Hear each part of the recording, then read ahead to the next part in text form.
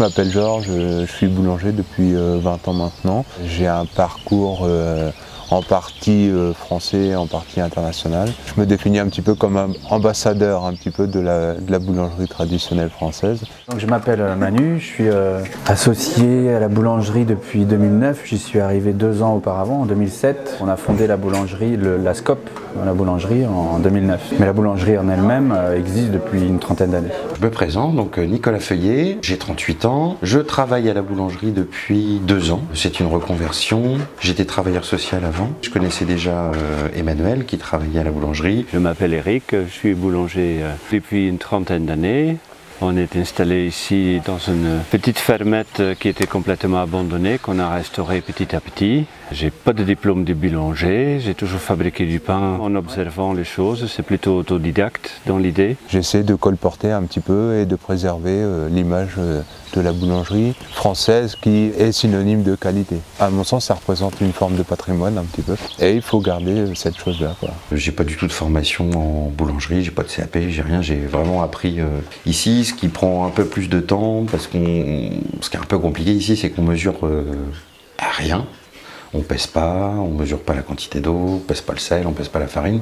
Donc c'est vraiment une approche complètement différente de la boulangerie conventionnelle, mais qui est vachement intéressante. Comment la pâte réagit, que ce soit en hiver, en été, comment on joue sur la température de l'eau, la quantité du levain. Observation des choses, comment les choses évoluent, et que c'est de là où on apprend le plus. Je trouve que apprendre des choses prédestinées dès le départ, et qu'après on voit que ça fonctionne pas toujours tout à fait comme il faut. Si on observe, on arrive à changer des choses plus facilement que quand on est tout préfabriqué.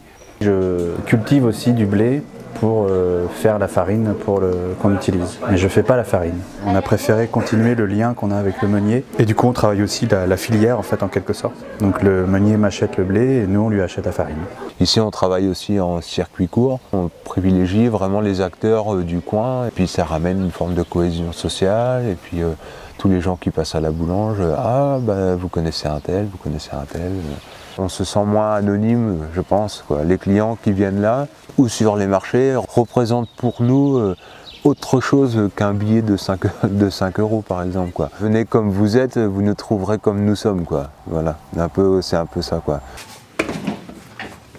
En ayant travaillé en conventionnel, j'ai été confronté un petit peu à des problèmes d'irritation, on va dire, sur les mains, parce qu'on travaille beaucoup avec les mains quand même. Et depuis que je suis arrivé chez les copains, j'ai plus ce problème-là.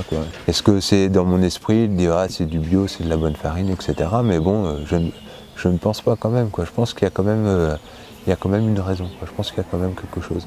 Ça, l'acide ascorbique, qui n'est pas présente dans la farine qu'on utilise pour la baguette de tradition et dans le bio, est complètement absente.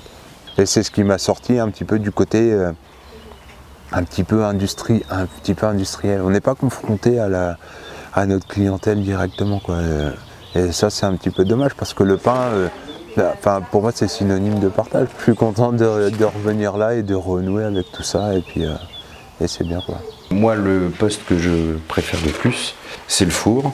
M'occuper de la cuisson en fait. Je sais pas, je trouve que c'est à ce moment-là qu'il y a toute la magie de la fabrication du pain qui s'opère. Ce bâton de pâte qui commence à être prêt et le moment de faire la grille sur le pain, de l'enfourner à la bonne température, de le voir prendre du volume.